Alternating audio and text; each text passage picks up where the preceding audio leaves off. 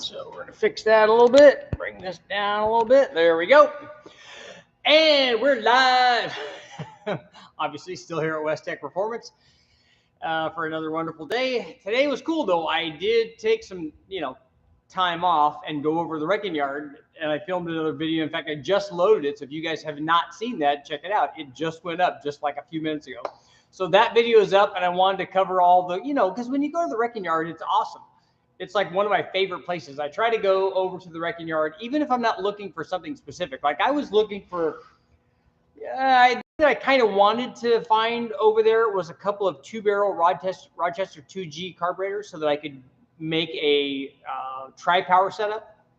So I found one, and that was the only one that I found, and it looked like it was a reasonably good one. But I didn't just go over there to get something that I wanted to buy. There's always something over there. If I just go over there, I would definitely find something. There's all kinds of motors over there that are just yelling, "Hey, Richard, come on, bring me home."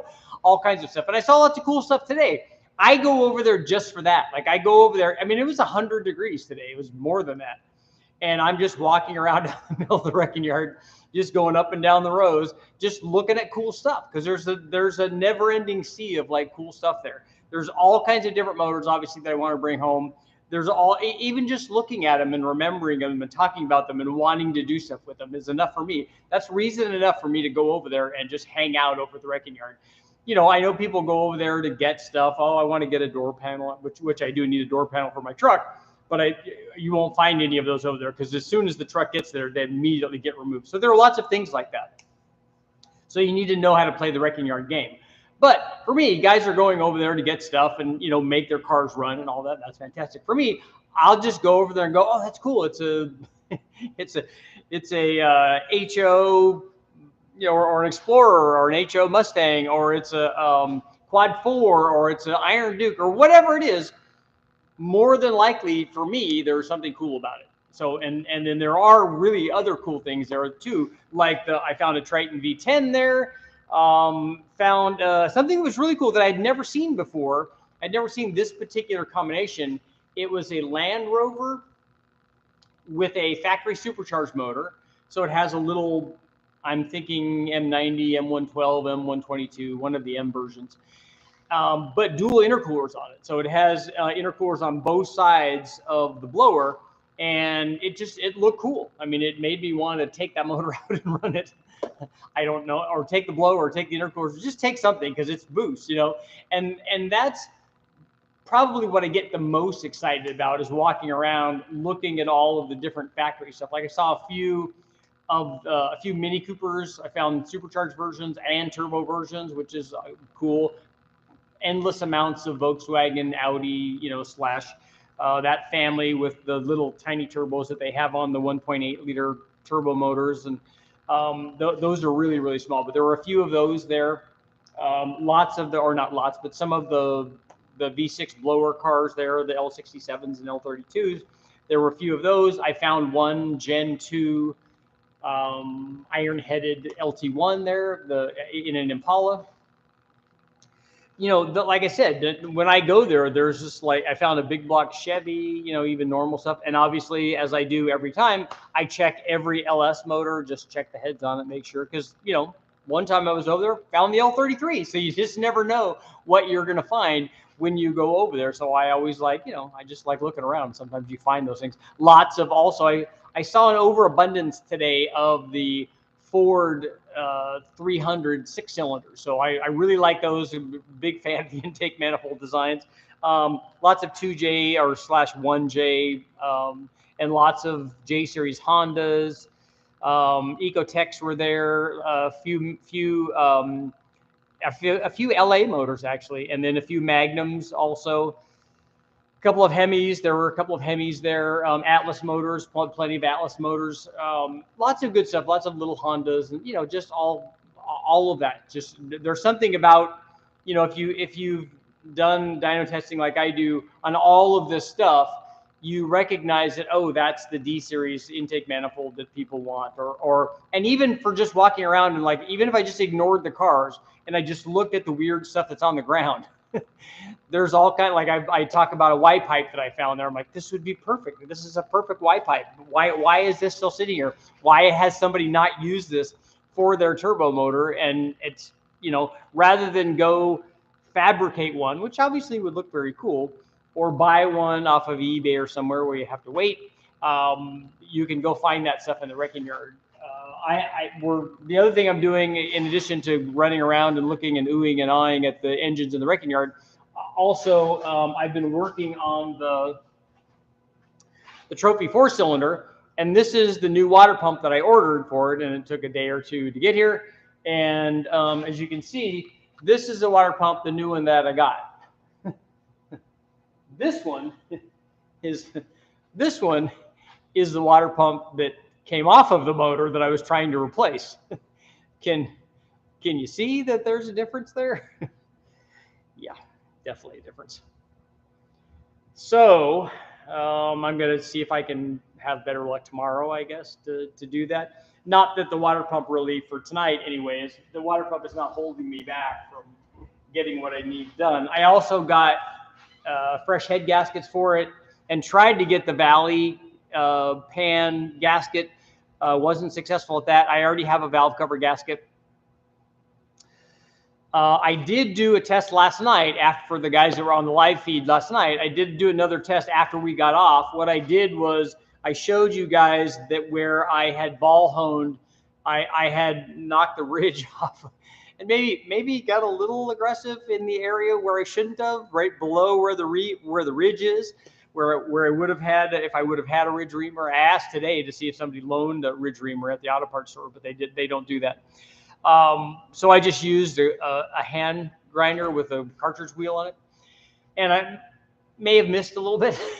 I think on the next ones that I do, if I don't find a ridge reamer, I'm going to do that again. But what I'm going to do is not try to take the ridge all the way off.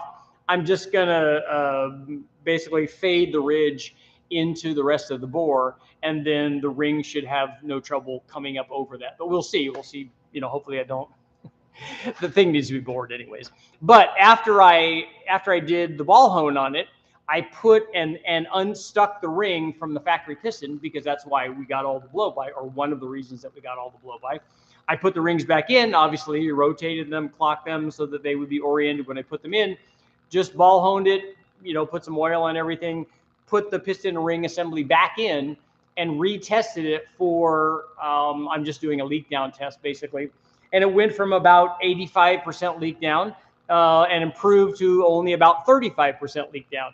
And remember, this is just with the motor that's, all I did was ball hone it and put the old ring that was stuck for a long time back in there. It has not spun over a bunch to seat itself on the new hone.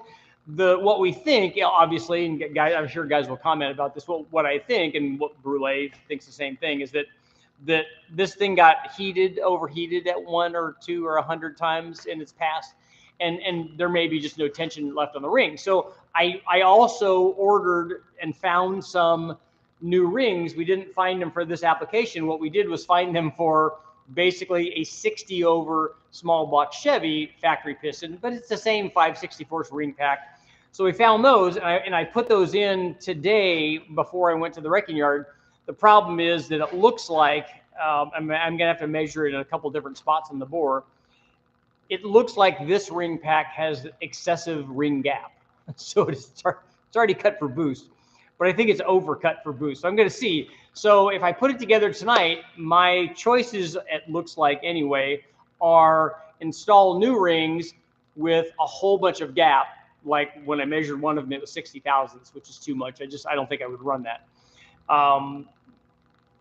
Or run the stock ring after I'm assuming that the others will be stuck in the pistons as well.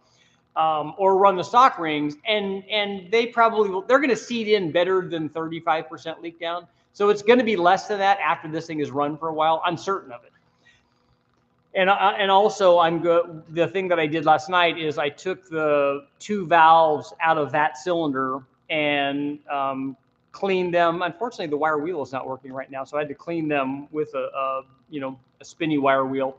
And I cleaned them and then put lapping compound on them and used the drill on them to get a, you know, a better contact pattern. And so hopefully that they would see a little bit better. They're still old and pitted, and they need at least a valve job, but maybe even new valves. These may be the original ones. The pistons are OE. This is a standard bore motor, so it has not been redone. Maybe they rerung it, you know, or something. But so I'm going to try to make all that work. So if I take the other pistons out and the rings are stuck, then I can unstick the rings, ball hone it, put it all back together. I have another head gasket for it. I found a used one anyway. We can put that on there, check it, and then run it. I've already tested. The other thing I did was I took one of the valve springs off because I was concerned that these things would have no valve spring pressure. As it turned out, they had about 110 on the seat, which is good. And then I don't know what the lift is on this cam, but I think we checked them down to, I wanted to see what the coil bind was because I wanted to see how much room we had. But coil bind was, they install at 1.540 or 1.550, which is pretty low for, you know, most stuff is 1.700 or 1.800. This is 1.540, 1.550. And but they don't coil bind to getting close to right at 1 inch. So we have other springs that would be stronger and an upgrade for this. I don't know that we'll need them. We're not going to need them for the stock cam, certainly. But what I was thinking about trying is this. I was going to upgrade to a 165 roller rocker because I think that the Pontiac, not the Super Duty stuff, but the Ram Air 4 stuff, I think had 165, not roller rockers on it, but the stamped steel rockers. But if I went up in rocker ratio and went to a heavier rocker, we might get into a situation where I would need more spring rate. And so we have another set of springs that I could put on, which will be more spring rate than this. These will, like I said, these will be fine for what we're going to try to run. There is some wear, as you might imagine. I'm sure that this stuff is all original. There's some wear between the rocker and the pivot ball. But all that's normal. We'll just, you know, heavily grease that thing and make it work. It will work for our dyno tests. The other roller rockers obviously would cure that. This cylinder head does not have. It has a press-in stud. It does not have a guide plates and screw-in studs. The other heads that I have here do. So maybe doing an upgrade on that. The other thing I want to check is, and I may do this while I have it apart tonight because I have a valve set that's already off. So I might check piston to valve clearance just to kind of get an idea. Oh yeah, we have 100 miles of room for this to go up in camshaft. Just kind of see where we are and see how much camshaft we could kind of put in this thing. Because if we change to the different valve angle head, it'll be interesting to test both of those and see what the change in piston to valve clearance is with both of the heads. So that would be kind of interesting because this piston that's in it is a dish piston, but it doesn't have there's no valve reliefs. There's no provision for valve reliefs. So my assumption is that they probably don't have a very aggressive cam and aren't really worried about piston to valve clearance on this thing because there's, you know, it's just too mild. I've got a couple of intakes for it, so we'll hopefully, that's what I'm excited about. I have cobbled together an exhaust. What I think I'm going to do is I probably will not run the stock exhaust manifold that came with the motor. I may run a stock exhaust manifold from the V8. I'd like to run both, but I don't know if I have the exhaust flange. I could make it, but again, it's just all more time. I can, the exhaust flange to bolt to the cast iron exhaust manifold that came with the Trophy 4-cylinder, it's different than the ones that I have on the V8. It's smaller and it's a 2-bolt flange. The other is a 4-bolt or a 3-bolt flange. And I have a 3-bolt exhaust set up for other stuff that we've run when we try to do a stock exhaust test.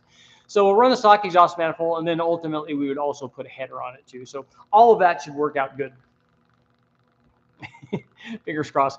The problem is, but if I don't have a water pump, I'm stuck with, you can maybe kind of see in there, not that well, but inside there, the seal has already come out because something hit here and drove the impeller back into the pump housing. Now this thing doesn't even really want to turn now that we've hammered on it a bit. So hopefully I can find one of these.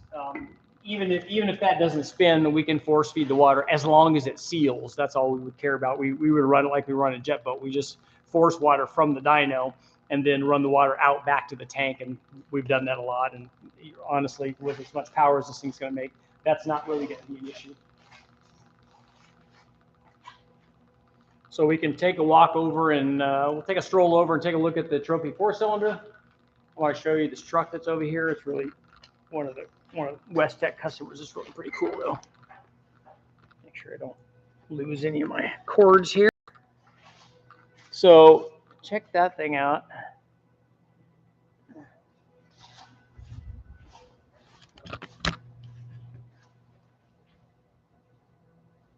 It's hard to see. It's looking really kind of, I know on the camera it looks like it's black. It's actually dark green.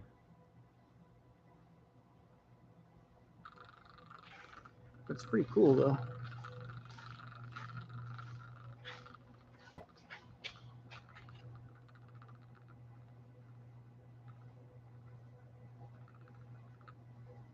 Kind of get a better idea on the paint color. Those tires are nice. It's pretty cool. Pretty cool. So they ran, I think they ran a big block today. They got an LS going up on the dyno right now with the bat wing oil pan. I'm gonna have to go over and turn this light on over here.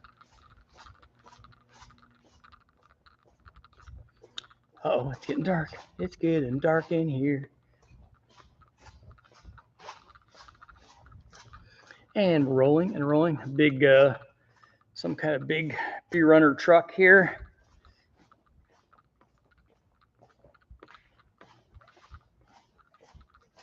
And let there be light. Boom.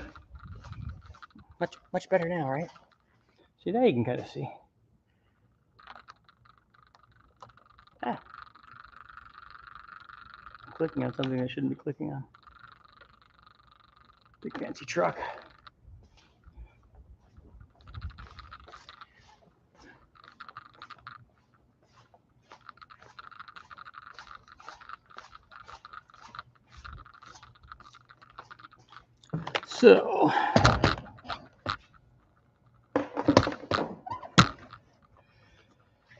So you can see,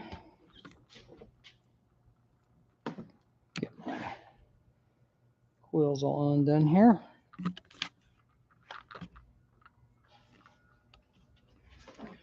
So this is our Trophy 4-cylinder. You can see we got our total seal ring square there. Yeah, it's got a fair bit of gap there.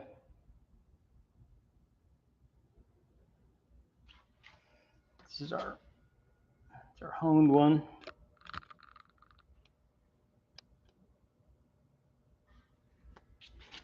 You can kind of see got a little aggressive on the ridging there. Yeah, that'll be fine. Stock pistons, dish. You can see the marks on the little skirt marks there on the water pump housing.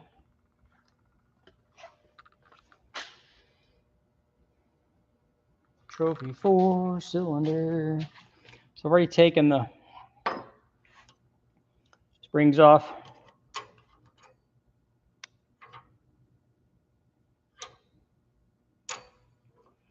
My used gasket that I was going to run. It's in good enough shape, right? Oh, good. And this is the 2-bolt flange I was telling you about on the exhaust. The other thing is, if you'll notice, it's got both studs are broken. So that'll be a little bit getting those out. It's not insurmountable, but you know, it's just time.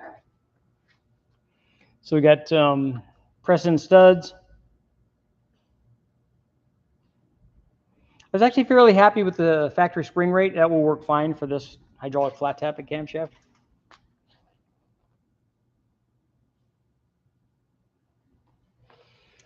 So all that's good. Good in the hood.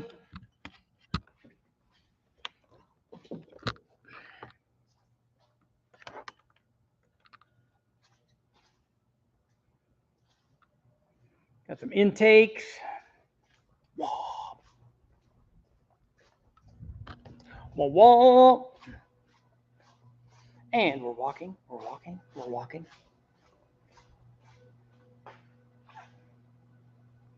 Got an LS over in the dark, scary place.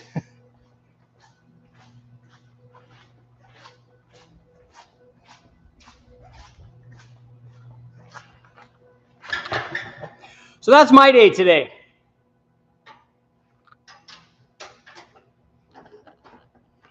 I'm also trying to figure out all the logistics on taking my Dodge Omni back to see the guys from Dodge Omni Specialists car farm. So that will be cool.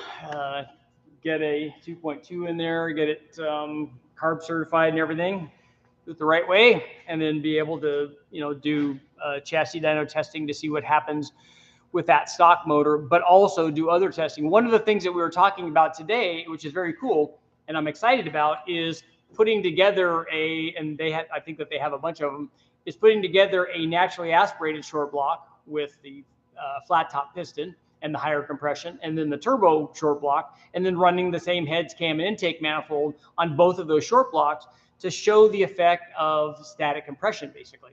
And then we would do that because you know how we do it. We would do that NA and turbocharge. We're just trying to figure out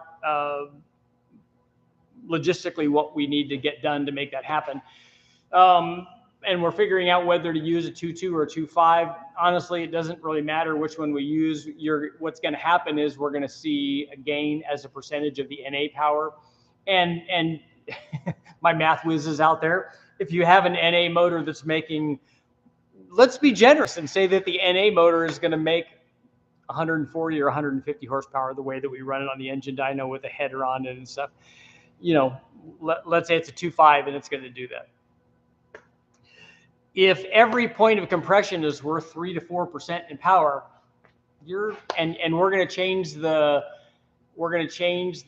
compression from 8 to 1 to 9.5 to 1. Let's do a big range here. So 1.5.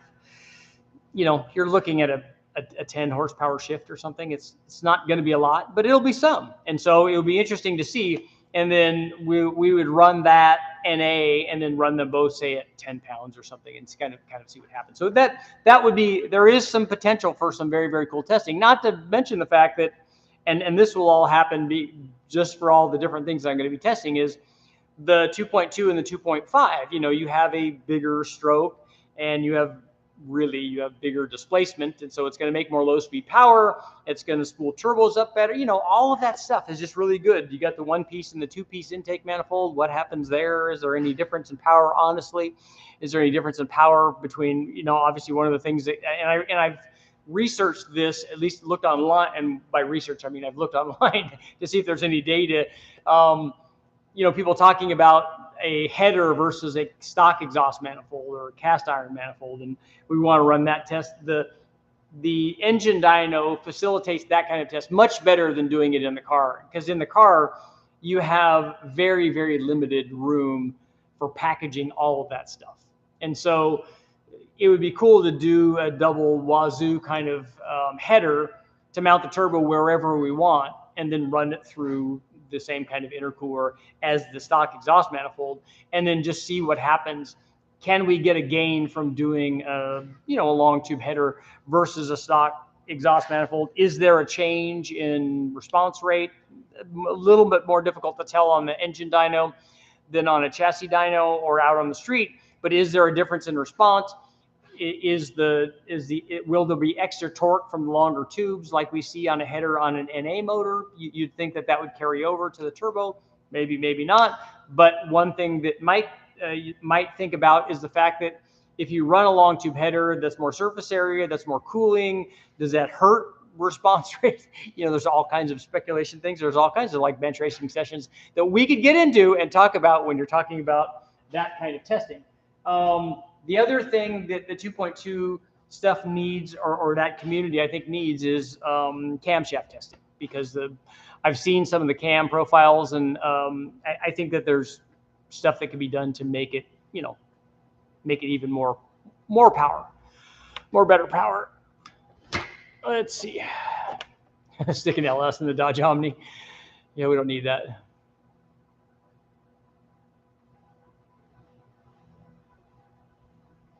A 4-cylinder Tempest. Yeah, Nunzi has run 11s in that.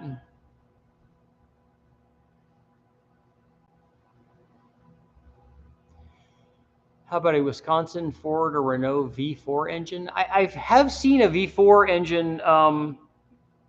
I thought Scat or somebody made one like that they were running in some race series. I remember seeing them over when I had a shop down in Huntington Beach. Interested in a turbo 4.9 liter 300 inline six. Turbo obviously will be part of what we test when I get that motor, because we'll test all kinds of things, different intake runner lengths and headers and camshafts and ported head and that stuff. But obviously boost will definitely go on there.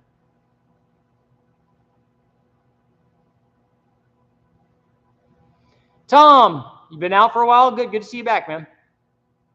I'm super late. There's no poll. I haven't put a poll up there. Let's see.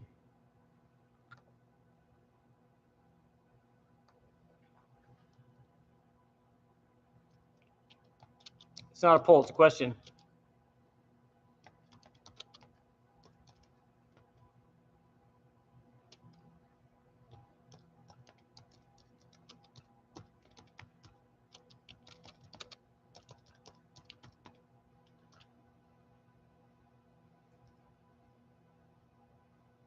Okay, so this is a question for today, not necessarily a poll. Have you ever found something hidden at the junkyard? And by that I mean, like today, I found a turbo that somebody took off of something and hid it in a different car back in the back. Guys hide stuff in trunks. Guys hide stuff in center consoles. Stuff that they're taking off. A lot of times, what they do over there at this wrecking yard is they take it off, especially kind of right before they have sale weekends. So they'll take stuff off. And then if it's a truck part, they'll take it away from the truck section and go hide it like in the trunk of an import car, where a guy that, even if he's looking at an import car and he's going to look in the trunk, he's not normally looking for a truck part. So that's a good place to hide it, because that guy, even if he finds it there, is probably not going to take it. But I found a turbo in the back of a truck, or in the back of I think it was in the back of a van. And it was obviously a non-turbo van. It was an IHI turbo, and it had the assembly and the wastegate and all that stuff. And so somebody hid it. And so when I go look at the wrecking yards, if I'm looking for stuff, I will go and open, like vans. I like going to opening up vans, because just the vans, they have a history. They've got a story. So I like opening those up. I look in trunks. I look everywhere, just because, and not because I want to take something that somebody hid there, because that's their deal. They took it off. If they took it off, they deserve it, in my opinion. That's wrecking yard rules. But if you see that and it's hidden, I just like the story. I like to think about the guy like over there. Oh, I'm going to hide this. Nobody's going to see this. I put carpet over it. I put a tire over it, or whatever. A lot of things I saw were just laying out on the ground. Lots of cool stuff. A 300 intake, a complete 6-cylinder was laying. There's all kinds of motors that people took out. There was a Corvair motor there, which was taken out and set over this was in the like vintage area. And so the Corvair was there, but the engine was out of it, and maybe they got the transaxle. Some of the suspension stuff was still there. So that was kind of cool. So let me know if you are wrecking yard guys to begin with, and then if you've gone out and found secret stuff the guys have stashed at the wrecking yard. I found a $100 Visa card. Nice. So somebody bought you a block. That's cool.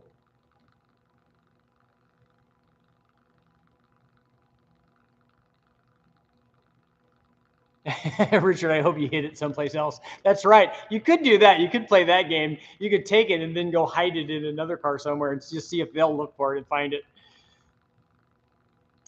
Is there a good turbo from the junkyard that is good for a DIY build? Yes, there's lots of them. Lots of and sometimes it takes two of them, because a lot of the factory turbos are fairly small, and they size them for whatever kind of power output they want. You can get like whole set diesel turbos and stuff, and you can use those. And then sometimes, if you're really trying to make power, put two of them on, and that works good.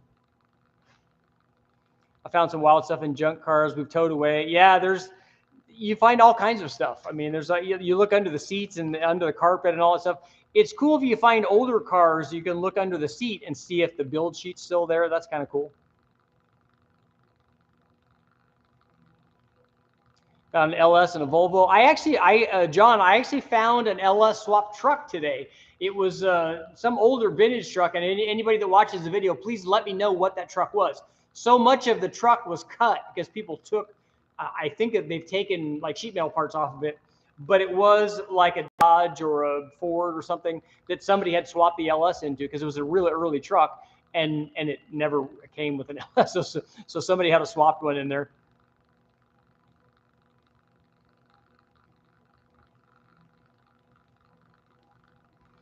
You better be bringing something with either multiple cams, the word Hemi, or a supercharger back to you next time you go. I saw a couple cool cars. There was a 4.7 Dodge there. That's the first time I've looked and found one there. Just happened to be walking by. There was also a Triton V10 was there. It was a 2001 or 2002, I think. I put that in the video. That was there. Lots of the 6-cylinder Fords there. What's the biggest turbo that would come at the yard? I don't know. It'd be in some diesel thing, I would imagine. Some other diesel guy may know, but the power strokes in those are probably going to be the biggest ones. Jeff, you found a Colt revolver after unbolting a seat? That'd be cool.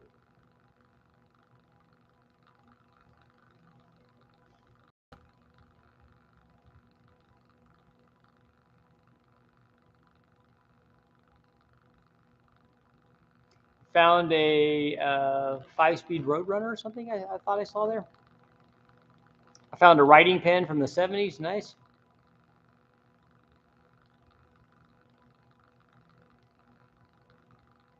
Does anyone know if there's a lower temp clutch fan? I don't know. Does anybody know if there's a lower temp clutch fan for the mechanical fans on the LS?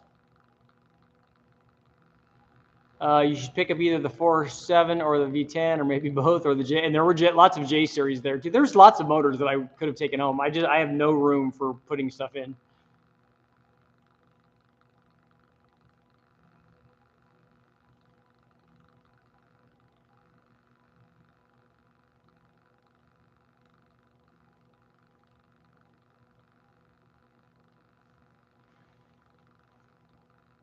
It was the gun was loaded too. Wow.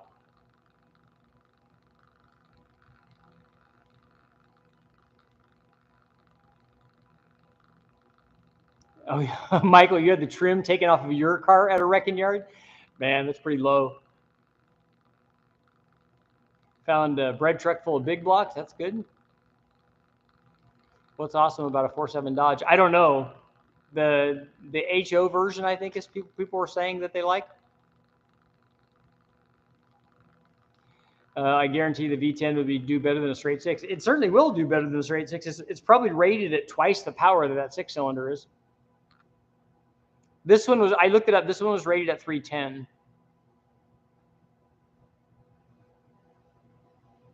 There's only 6 likes. I'm showing 88 right now. But we have 160 people here, so guys should step up their like game.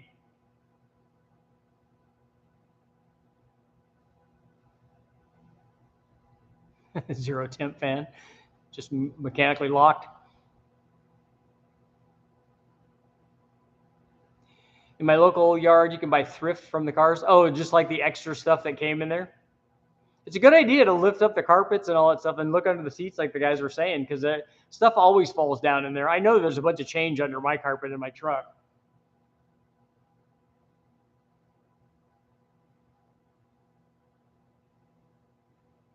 Admiral, you want to put together a V12 block that holds 2 Atlas heads on it?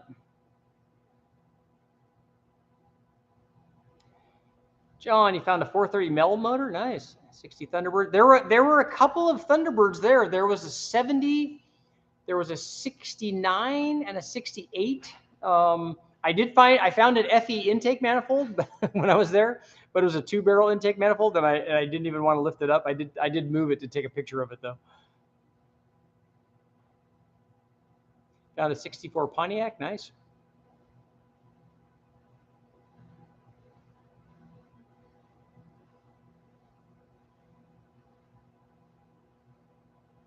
Would an LSA supercharger flow enough for an LQ4 6-liter? Yes, more than enough.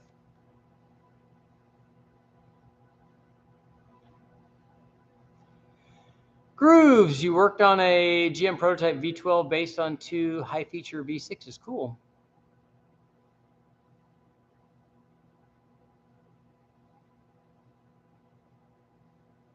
Carport, who's Abigail Danger?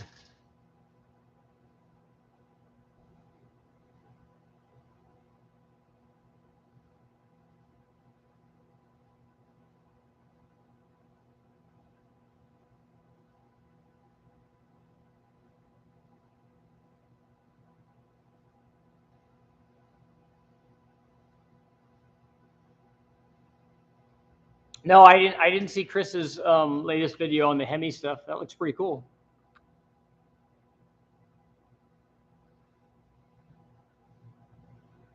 Yeah, Casey. Pasadena on the left-hand side, right?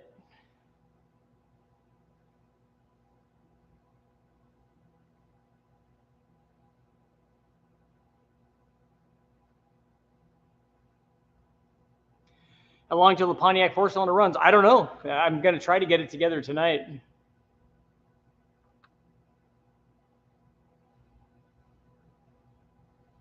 Richard, my father was wondering why the spout on the distributor wasn't working on his 95 Mustang 302. Is it a roller motor? A 95 is a roller motor, yeah. Richard, do you own Crocs? No, I don't. My sons have them though, and I think my wife has a set.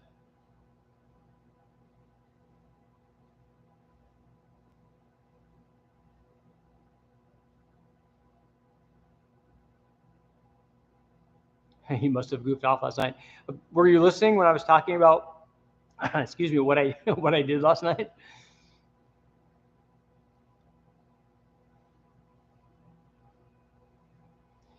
Richard, do you know of the Toyota E86 from Initial D? I know what that car is, yeah, and I do like those. I really like the motors that are in that.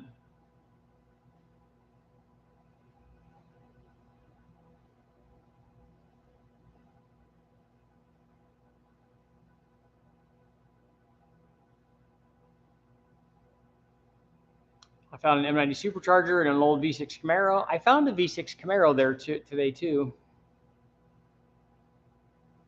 Lunar, happy to help, man. Let's see. Thanks for doing these live feeds and letting us bounce ideas off you. Your recommendation, the HTV 2300 supercharger kit for my 1UZ Supra. Be here by the end of the week. Cool. Let me know what happens after you get that on.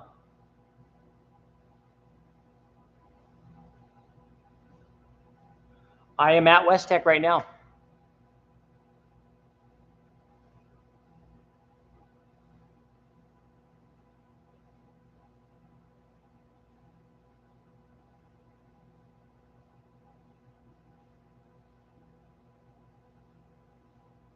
I prefer the 3 SGE beams to the 4AGE. I like the way the 4AG looks. It has good like eyeball.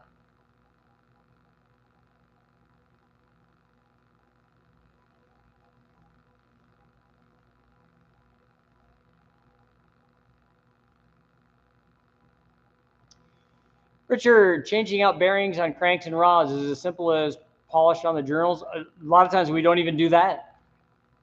You can just change the bearings. No worn bolts, line hone, or anything of that sort. Not on a wrecking yard motor, we wouldn't do any of that. On this one, I would have just put new bearings in if it needed it. The old ones are like in fantastic shape.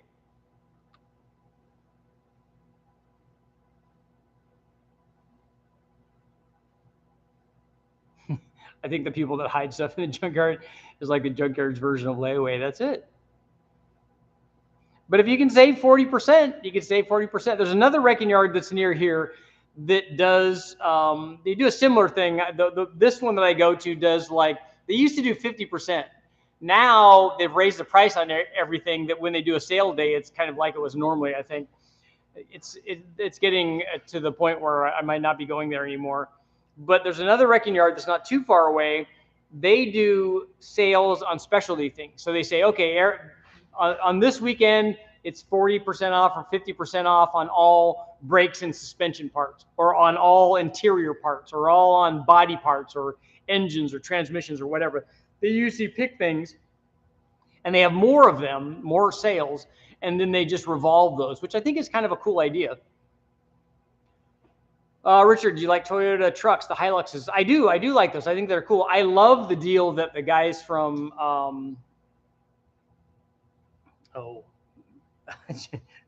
Jeremy Clarkson, what's the name of their show?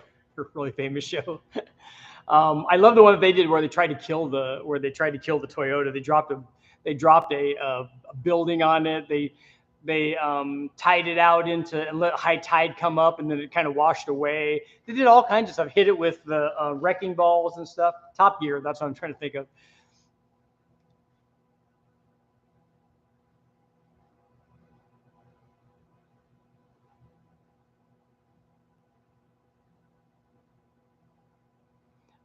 Flux capacitor. Yeah, score on those 461, 462, 186 fuely heads.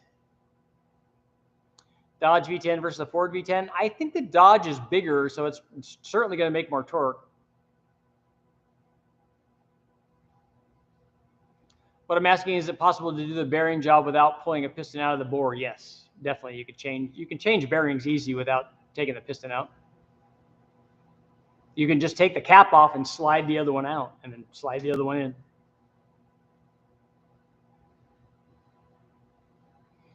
Yeah, the Toyota. Yeah, Scott, Toyota Hilux. That is those seem to be the vehicles of choice for the Middle East.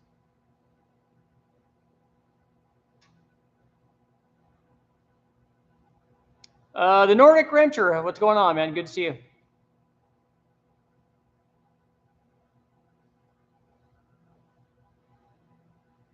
I remember when you could buy a whole car out of the yard. That's right, you could. I remember seeing, and I only saw it on a couple of cars over there that said, there was a sign on the window that said, "This car is not for sale." I guess maybe people were asking a lot about it. The one that I remember it on was a 300ZX, which surprised me that maybe that thing was so popular. What are your personal cars? The truck I drive every day is a 2002 Silverado, and it's all stock. I'm an original owner, 1988 5-liter Mustang, 71 240Z, and 95 Dodge Omni Turbo that's about to get a new motor in it. Merlin, the best salvage deals are fill a wheelbarrow for $35, anything you can carry. I love those, and I love seeing the ones on social media too, where it's like anything that you can carry, you can get for $5 or whatever, and you see the guy with like the he's got the seat belts, and then he's holding 2 transmissions or 2 engines, if it's a pretty big guy or whatever. I think that's just awesome.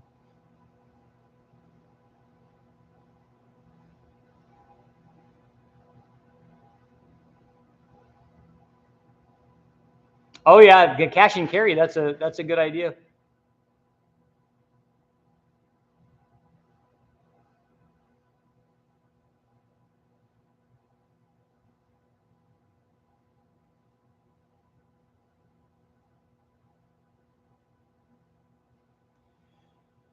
Racing, changing the bearings is not hard, even with the car, even the vehicle in the car, depending on how the how the subframe and stuff is that goes under the pan.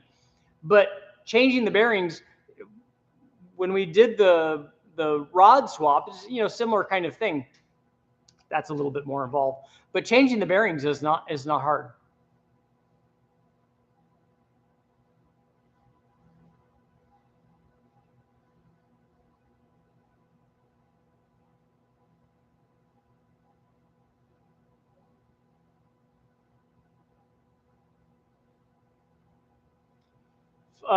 Ford, you want to swap a 3V into your F-150? The motor will fit in there without any problem. I don't know about the programming, though.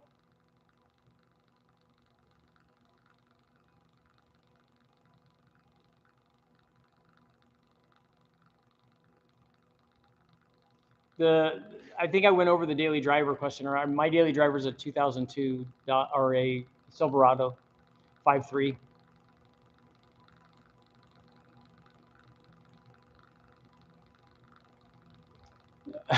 Jeff, your everyday is a 68 Ford Gran Torino GT fastback 429. Nice. Have you ever been inside a destroyed Cash for Clunkers cars? I don't think that they would sell us those. I've never seen what they did. I thought, didn't they pour concrete or something inside that? I remember we used to see a bunch of those that were tagged green or yellow or something in the wrecking yards, and then they wouldn't let us buy those though. Because for a lot of them, like a big block, we didn't care as long as the, long as the block wasn't damaged. We just wanted the core blocks for some of the big block stuff.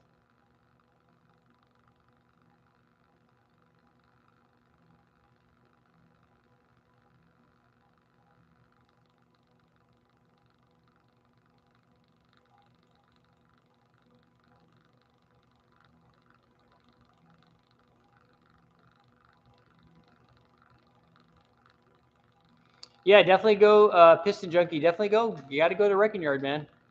Just like you got to go to Bonneville.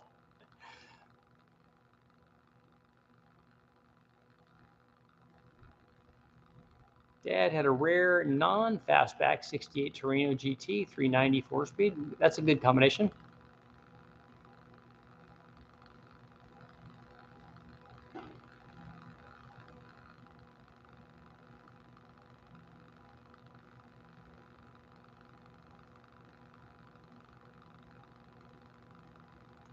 Richard, do you ever work with Power Nation? I don't think I've ever done anything with those guys.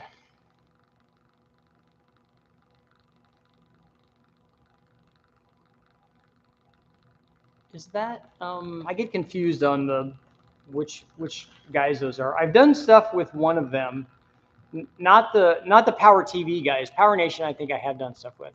I think I may have written some stuff for them.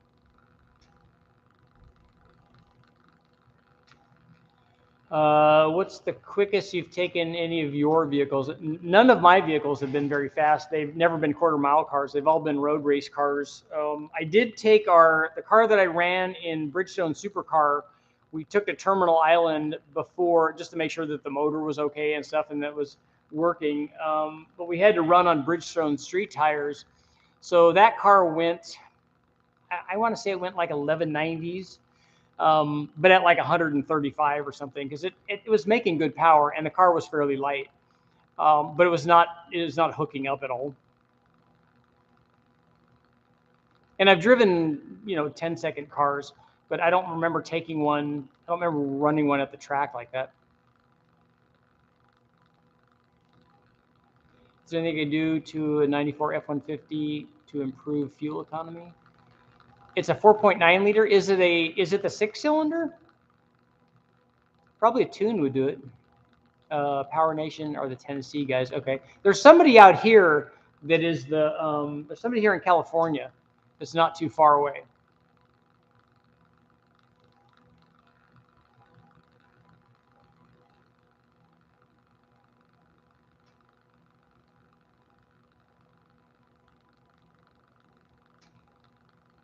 Jesus, you're from Leon? Nice.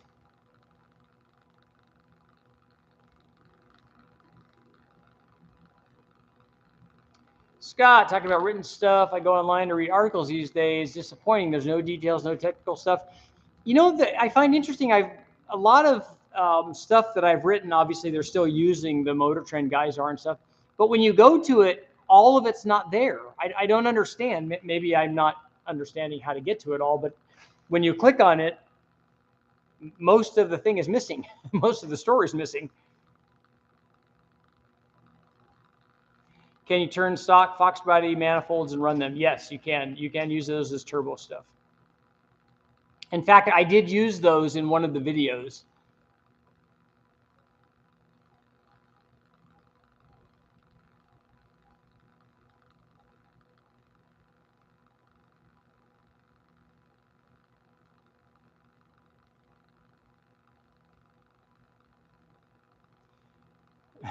Can you overpressure the tires? Yes. I've pumped I remember pumping the tire up on my Toyota Yaris. I had some TRD wheels and tires on it, and I remember pumping it up enough to where it blew the tire up. I saw a Speed Week got canceled. I know that's too bad.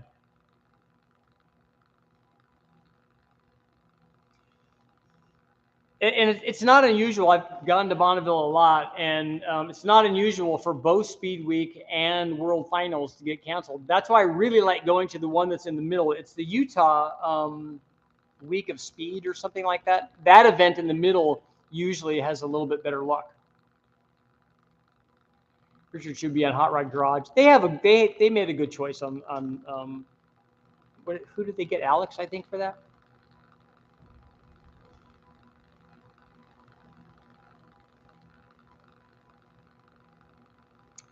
.9 liter, 300 inline, 6-cylinder, fuel injected, getting horrible mileage. Something must be going on. Is the cat clogged? Is what's going on? Because that thing actually should work pretty well. It should get at least as good a mileage as the carbureted stuff.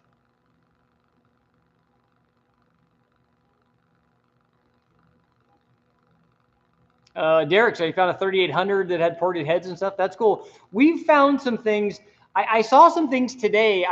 One of the Hondas that I walked by had a tubular header on it.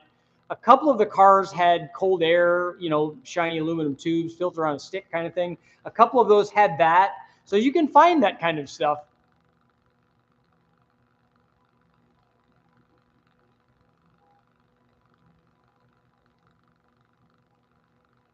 What car magazine interests you or influenced you? I read a lot of them when I was younger, when I first had my Camaro.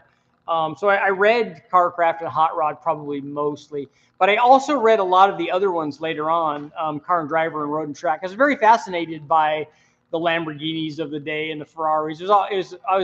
I memorized the whole back page of every issue of Road and Track, where they had all the specs, because it was like specs at a glance. So they tell you the car and the power and the torque and the transmission and the weight and the 0 to 60 time and the 0 to 100 time and then the quarter mile and the top speed and all that stuff. So we used to memorize all that stuff, like it matters.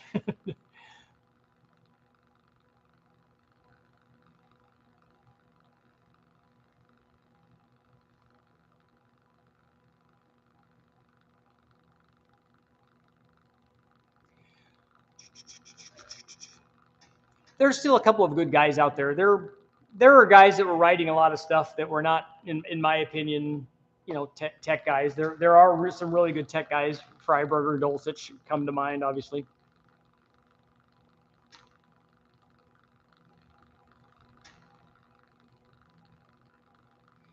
Auto Week was cool. An automobile when it first started, because their mantra was no boring cars, and I'm like, dude, because I remember my roommate at the time bought the first issue and he kept it in the hermetically sealed or whatever. Yeah, it's going to be worth a lot of money. I said, maybe it will be at some time. That's cool. I said, mark my words. I said, this is an automobile magazine and it's a wine and cheese kind of thing, like Road and Track and Car and Driver and Motor Trend. I said, and most of the reading public drives an SUV. I said, I guarantee you that they start doing SUVs and trucks. Now we're only doing cool performance sporty cars. No, pretty soon they started doing SUVs and trucks and stuff. Richard, are you a fan of Project X? I think they've done a lot of cool things with it. I like seeing it in the Hollywood Nights movie. But actually, and I've seen hundreds and hundreds and hundreds of them because I worked on staff for a little while at All Chevy Magazine. So we used to go to a lot of the car shows and stuff. And then, it would just like we'd go to a Tri-5 car show. And there'd just be an endless amount of 55s and 56 and 57 Chevys. And they look cool. It's not a car that I will ever have. Like, to me, a Dodge Omni GLH or GLHS speaks to me way more than a 57 Chevy does. And I know that a lot of guys think that a 57 Chevy is the greatest car ever. And that's what makes the world like an awesome place.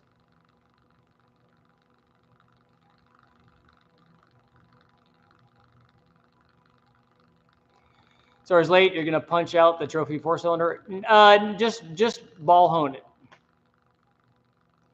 Grooves, race car engineering is some serious stuff.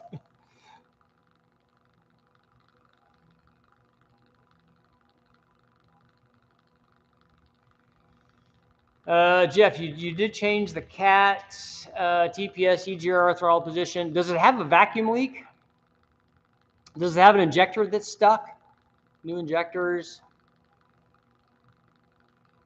Hot VW. I actually wrote for Hot VW. I wrote a couple of stories for them, and also wrote for Hot Bike because I'm all Harley all the time. 496, 427, 454, all use the same distributor, same as all. Small block, tall deck block, and intake pad. The intake pad's lower on the tall deck, that's right.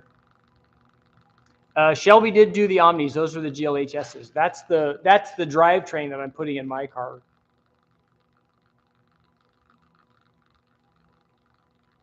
What are your top 3 car guy movies? I don't know. I'm a big fan of Gumball Rally.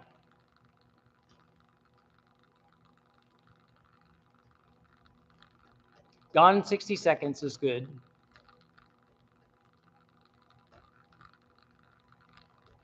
And although I don't know that I would go back and feel the same about it now, but I remember being really amazed by Cannonball Run too. I love Burt Reynolds, and you know, I love the Lamborghini that was in it because, you know, you're a kid and Lambos do all that.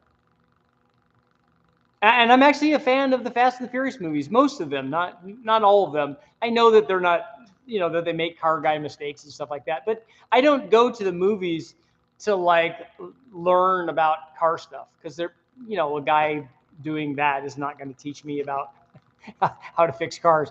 I go there to be immersed and eat popcorn and snacks and stuff.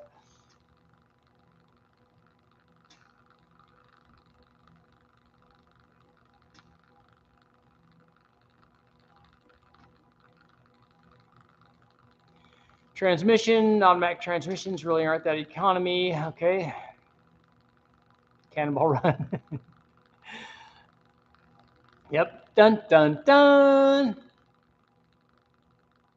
And why Omni instead of a Mazda all-wheel drive?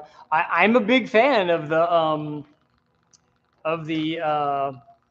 what is it? Not an MX-3.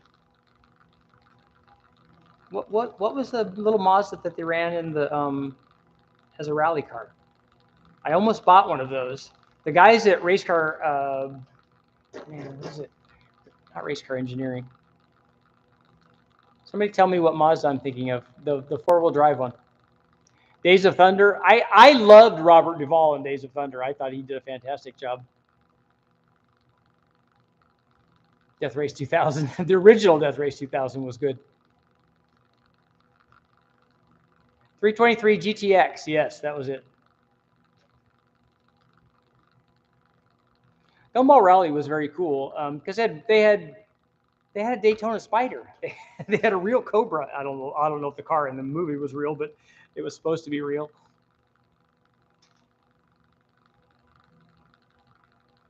Yeah, I loved when Robert Duvall was talking to the car.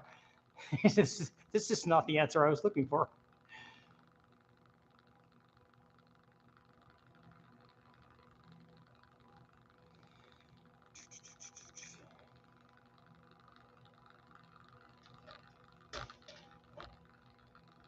I thought Harry had some good tips for circle track drivers. Dan, wow.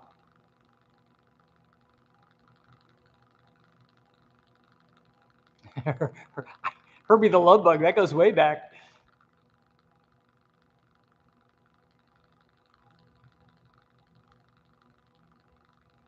Oh, yeah, that Alan, that's right. That really was one of my favorite movies. I remember going to see that at the movie theater, and I thought that it was fantastic. And the scene where the crash happens and the guy's running away and having a real problem running away, that's because his leg is actually broken. And Ford versus Ferrari, my wife loves that movie, and my kids loved it too. I loved it when they're fighting. Pulsar GTR, we didn't have that, I don't think, in the States, right? Heart Like a Wheel, Shirley Cha-Cha.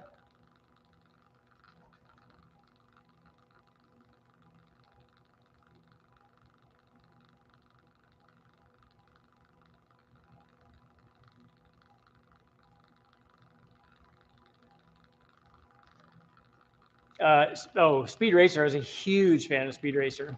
I watch all of those. In fact, I have all of the Speed Racer episodes because I bought those, and I also sent away to some, I'm sure, shady place or whatever, I got all of. I used to watch Ultraman when I was little, and watched all of those too. No one's going to say Fast and the Furious. I already did. Ronin has some good car chases in it. The GLH talk reminds me of the Dodge Turbo Sprint I picked up for a few $100 in high school. I'm a Chevy Sprint Turbo owner. I don't have it anymore. I still have the motor and a bunch of parts for it, but the car was stolen. But I set land speed records with that car, and I love those.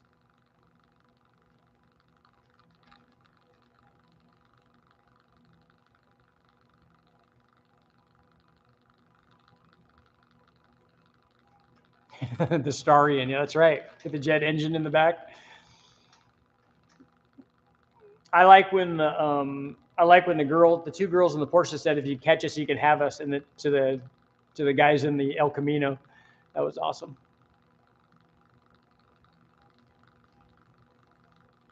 Yeah, Grooves. I was trying to explain. His comment was Ford and Ferrari annoyed me when the GT40 floored it to pass the Ferrari on the Mulsanne straightaway.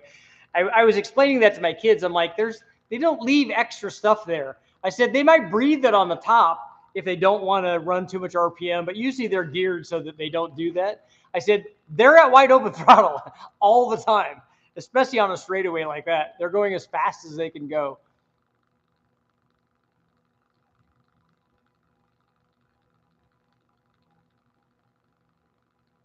I'm curious, like things that I caught in Ford versus Ferrari, having known some of this stuff, is when they were saying that Ken Miles was 3 seconds a lap faster than Dan Gurney. I wonder if that's true. Would Vortec heads work well on my Crossfire 305? Yes. But the intake is not going to go on there anymore.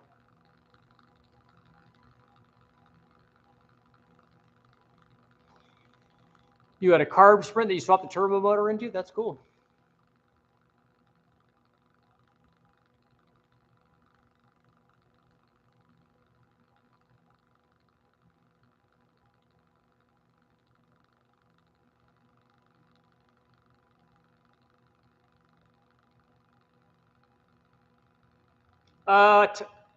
Tom wants to know how Todd's doing. The last time I talked to him, he was doing good.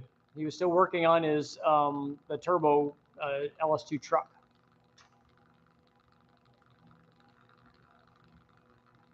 Somebody was asking about the fuel pressure on that inline 6-cylinder, the Ford. That should be high pressure. Although I don't think that they were. Jared saying that they should have 60 psi. I didn't think the Fords ran 60. I thought that they were 43, but I've never run one of those, so maybe not.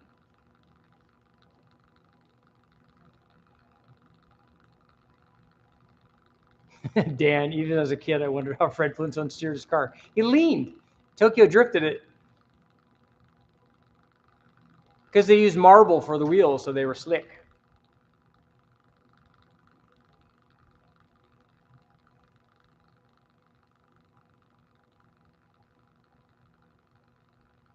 I liked Smokey and the Bandit, and I liked Hooper also. I love how they show the cars go off the jumps, and the angle that's coming down. You're like, oh yeah, they're gonna just taco that car, and then they show it, just going down, and the car about bending in half, and then they show the other car that they land and drive off, and it's all good, and Sally Fields is okay, and nobody crushed their spleen. If your goal is to make a lot of horsepower for cheap, at what point would you stop upgrading your turbo and upgrade your heads? If it's an LS, I wouldn't. I wouldn't ever do that unless you're trying to make a lot of horsepower, meaning, 1,500, 2,000, 2,500. Because for 1,000 horsepower, you can do that with a stock head.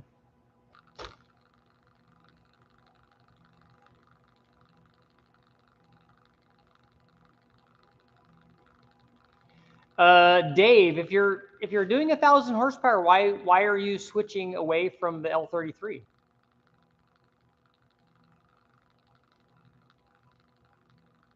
Have you ever seen the short film Rendezvous in Paris? I haven't. I've heard about it, and people have suggested it to me, but I have not seen it. Is that the F40 guy that's driving through the streets of Paris?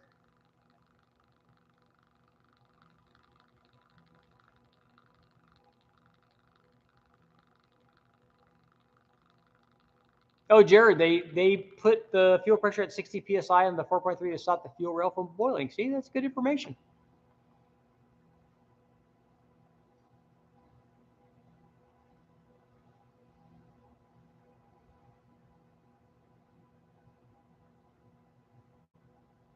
Have you ever tried RO7 heads on a pick apart Junkyard LS? No, I probably have not.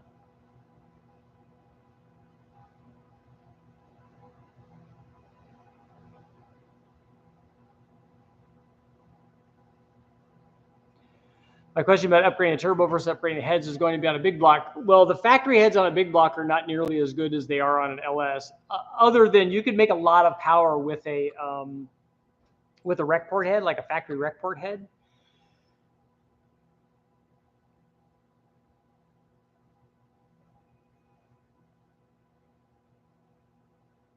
Is 11.8 to 1 compression too much for boost?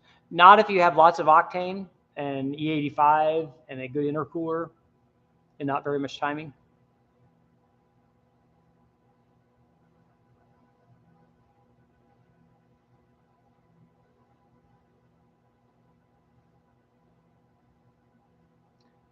Carlo, I fixed the boost control issue on the gutless. Turned out slowing the hertz of the solenoid, widening the effective range. Nice.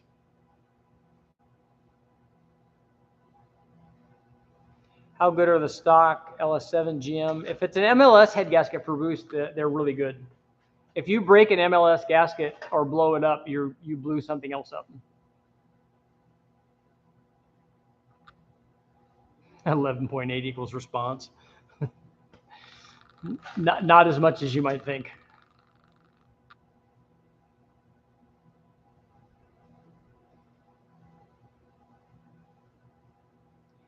Do you build motors? No, I put together all of my own motors, but I don't build them. I don't have customers though. Jack, you want 1,500 to 2,000? Then yeah, that's going to be a dedicated build.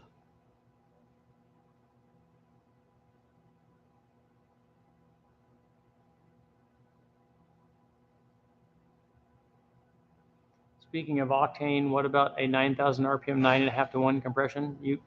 You can run that. You won't need very much octane for that motor.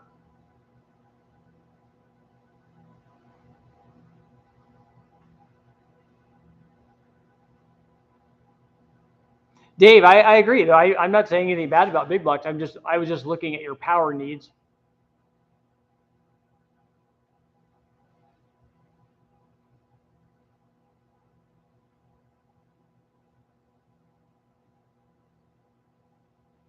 Don, he was commenting about the Tri-5 Nationals, which is a big meet for all the 55, 56, 57. Although he was saying there's 54 there also.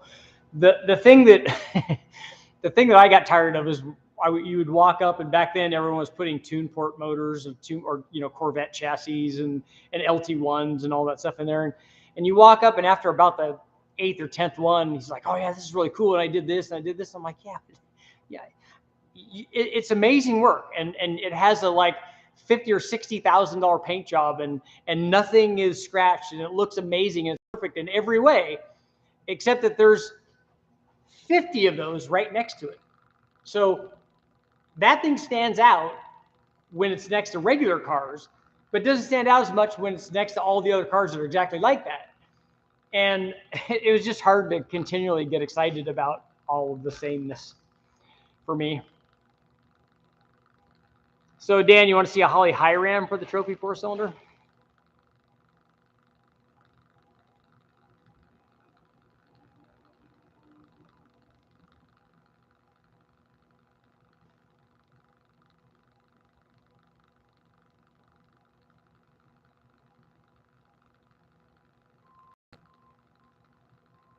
Dave, in your opinion, is the Vortex 7.4 liter? I think that the conventional big block will have more parts availability than the 8.1 will have.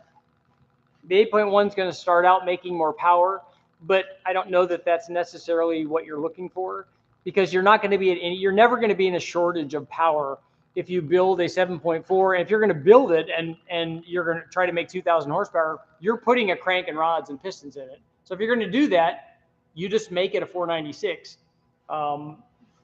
That's not necessary for the power level that you're at, but if it's bigger is better though.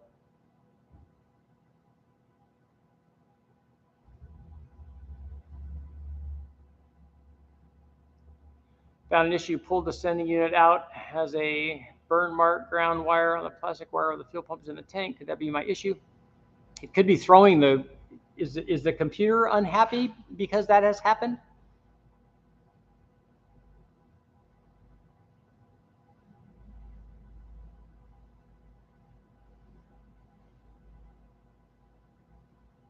.460 or 7.3 liter Godzilla. I think you make lots of power out of both of those combinations.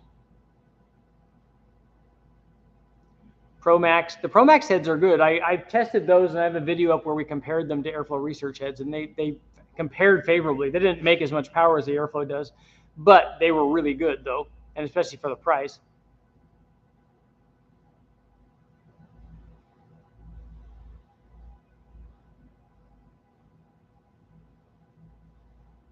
Computer's not happy at all. It doesn't. They don't like being. The computer doesn't like being shorted. That's for sure.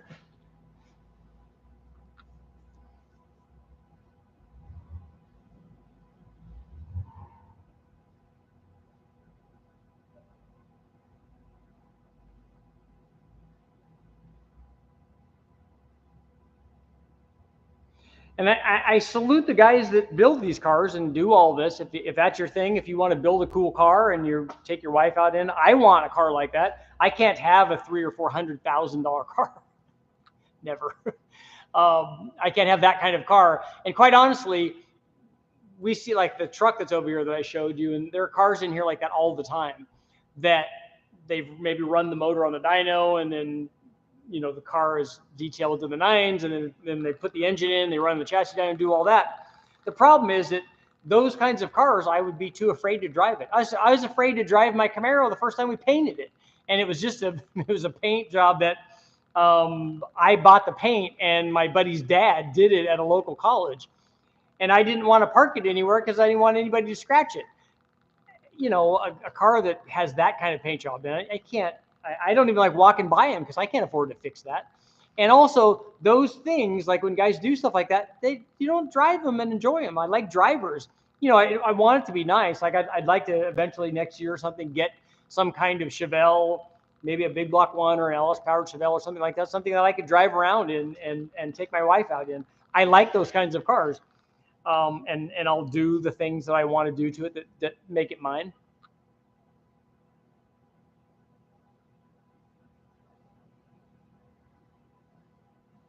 Richard, I'd like to see a dyno test of a 265. A 265 small block Chevy, is that what you're talking about?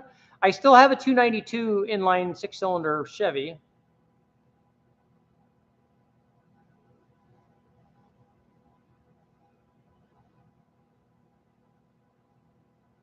Nomadic. The 8.1 liter does not have you can put a Gen 6, Gen 5 Mark IV head on an 8100, but it's work to do it. Somebody sent me information on it, on how to do it, so it's possible. It's not a direct bolt-on by any means, so that's not an option for you. I mean, with a mill and a Bridgeport and a lathe and all that stuff, you can make anything happen, but it's not going to be simple.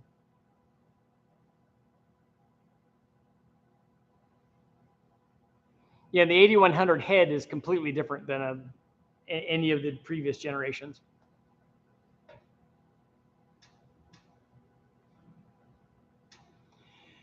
Yeah, Chevelle should be red with black stripes. it should say SS 454 on it. It almost should have a big block too.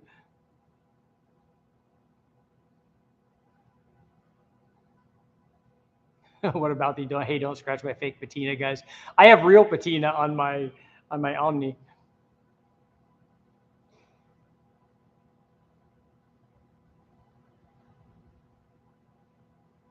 Red with black stripes, old 442. Those are nice too. I like all of those older cars. Get a 60s VW with a 2276, making 150 horsepower. I'd much rather have a turbo bug if I was going to have one.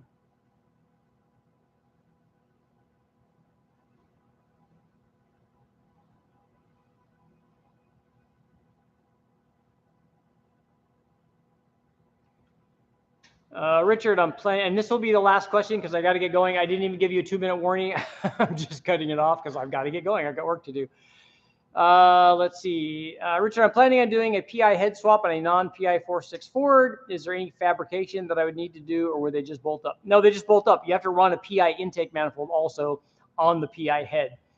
There might have been something that was different, not fabrication, but there might have been something that was different about the, if I remember right, the water pump tube that comes out of the back of the water pump and goes in the valley. That might be different in PI and non-PI. Otherwise, there wasn't any. And a lot of stuff we don't run on the engine dyno, so we didn't see some of that stuff. But the heads bolt on and the intake bolts on.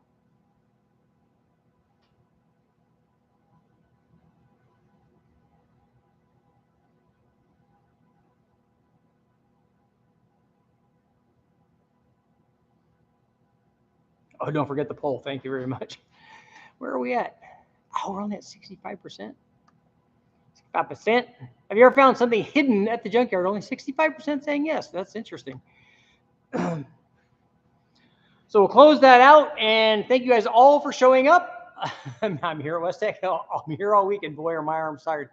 I'm going to go work on the trophy 4-cylinder and see what I can get done tonight. Hopefully, we can get some stuff. And what I'd like to do is get all the holes done, get the valves done, get the head back on, and get it all prepped, and then work on finding a water pump for tomorrow, and hopefully get the thing up and running. Thank you guys for showing up. I'll see you all tomorrow. And end stream, and end